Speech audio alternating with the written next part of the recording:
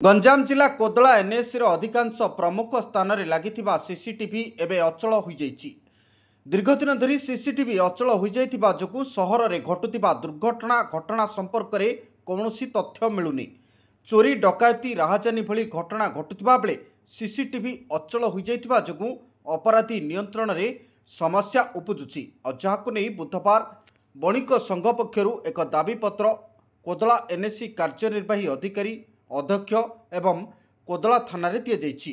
बणिक संघर सभापति गोपाल कृष्ण साहू विभूतिभूषण पांडे सह बहु कर्मकर्ता माने तुरंत सीसीटीवी सजाड़ा दाबी करछन्ति। मो गोपाल कृष्ण साहू कोदला बणिक संघर सभापति। कोदला रे सीसीटीवी बहुत दिन आगर आवश्यकता थिला, किछि दिन होला सीसीटीवी लागि थिला, कि दुर्भाग्यवश किछि दिन होला सीसीटीवी खराब हो जाइछि, किंतु सेगुडा पुनरुद्धार हेनी, जा फल अराजकता वृद्धि पाउछि। एडी सीसीटीवी लगे फल सब विभिन्न प्रकार सुविधा आमर होता ये जो खराब हो गला या पुनरुद्धार किए करना से आसलु बणिक संघ कोदला बणिक संघ तरफ समस्त आसलु। कोदला कार्यनिर्वाही अधिकारी गोटे दिहला रिक्वेस्ट लेटर, नगरपाल दिहला गोटे रिक्वेस्ट लेटर जे प्रकृत में सीसीटीवी मेंटेनेंस करी ठीक भाव चलेले अराजकता रुक भल हम कोदलार उन्नति टी हम।